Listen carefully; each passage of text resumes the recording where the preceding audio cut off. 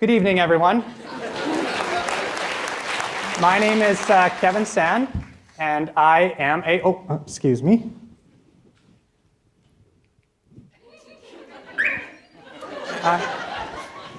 I am a master craftsman. I'm a builder. I'm a modeler. I'm a creator. I build things with my hands with what I find on the shelf at home. Growing up on the farm and working in a shop my whole life has given me the opportunity to learn about how tools work and how you integrate tools and machines and how machines work and what parts make up the machine. And that goes into everything that you make in your craft. Everyone asked me, well, how do you build what you build? And I said, well, I use a very specific mathematical formula to actually find how I'm going to craft. And this is the actual mathematical formula. And it's very confusing, but it's actually fairly easy. You just take this, the zeta here, and you equals a line, and then over here, and then you do this, and square root, and whatnot. And then actually, no, there's no mathematical equation. It takes three things. It takes imagination, it takes research and development, and it takes patience. That's the only three things that you need to successfully craft anything. Imagination is the easiest. Everyone has an imagination. Your imagination is what you think your project will be. That is it. There's nobody else going to tell you anything about it. That is what you imagine is your craft. Research and development is a different story. This is one of the hardest parts of crafting. Research and development is having the right tools and having the right knowledge and having the right parts and pieces to actually make the craft go together and to make it function. So research and development is a big one that people are intimidated by, and they often have problems with. The last and final part of the equation is patience. You got no patience, you got no project. And that's what takes the longest time. You build something one way, it doesn't work, and you just have to try and build it a different way.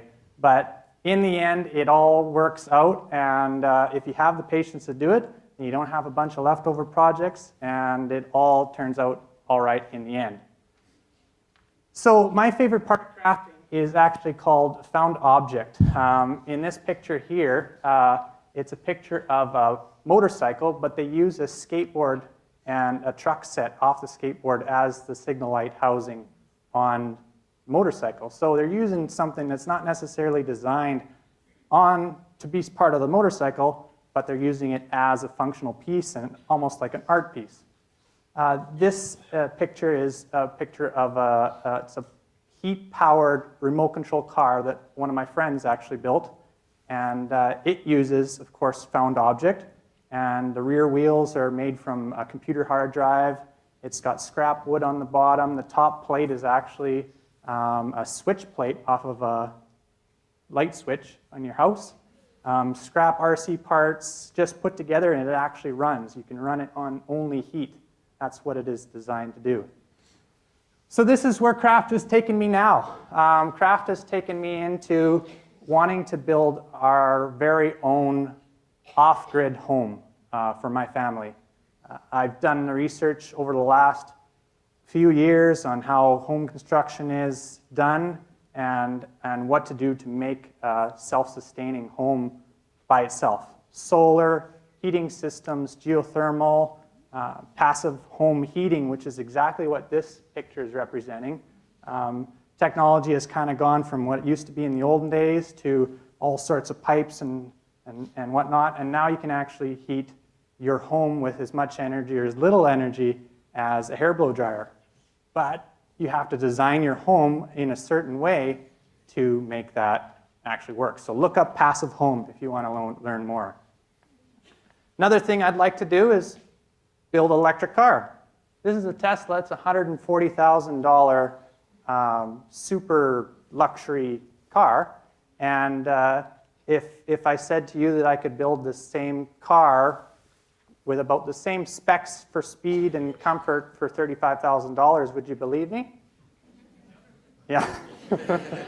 So this car it can be built with 2 electric motors put together, and this actually is a older Ford Mustang with 2 electric motors combined together running. I'm not sure exactly how many amps, but it's got 800 electric horsepower, which is different than vehicle horsepower. Electric horsepower is 800 horse on the very first revolution of whereas your RPM has to go up to gain power. So 800 electric horsepower is crazy, but it's possible. I could build it. So enough about me telling you about what I want to build. I guess it's show and tell time to tell you what I have built, including this little guy here. So this one was just a little kiddie car, changed the wheels. It's got wheelchair, motor on the back, underglow, alarm system, stereo. Yeah, a little overkill. You spend like 30 hours doing that. Well, it might not be worth it in anybody's eyes, but it's worth it for me. So this picture here is actually a steampunk costume that I created. The steampunk is, if you know what it is, it's just it's kind of like where fantasy and builders get together and they build mid-century kind of looking stuff that runs on steam power. So this is actually a backpack I built. It's got all sorts of different features on it: solar power, fiber optic lighting, different glass vials that do nothing, but they're just decoration. Manifolds out of anything that I find laying around the house or at the hardware store is just put into that. So another project I worked on is a gun. So I thought, well, why don't I buy a perfectly good gun and take it apart and buy a milling machine and drill holes in it. And so that's what I did here. I flat topped it, drilled ports in the top slide, lightened it up a little bit, put an optic sight on it, changed the grips, and it shoots pretty good, and it's a fun little project. So next one here is my crown jewel. So I built this about 2 years ago. I started with an '82 Honda Goldwing, and I thought, well, why don't I just buy it, chop it, slam it down on the ground, and see if she drives, and it actually does. So I'm lucky there.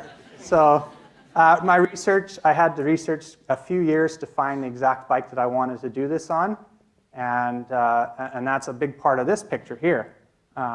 You just can't cut something in half and hope that you can put it back together without doing your research ahead of time.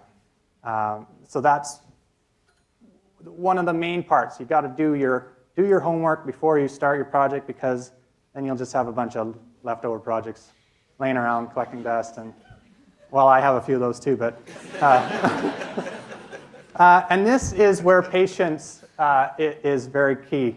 Electrical for me is easy, but for somebody else it may not be. This is a day project for me, but if you don't have the patience to do it, then you'll never get it done. So this is the electrical wiring for the motorcycle, and there's a saying that says, with great patience there's great reward. And with great reward and my patience, I was able to get my motorcycle on the cover and on a centerfold, actually. Don't worry, I'm still wearing clothes. In the July issue of Wing World magazine, which is an international Goldwing magazine, and you can't get it anywhere in Lloyd, but you can ask me, and I will show it to you if you like. So. Thanks, everyone.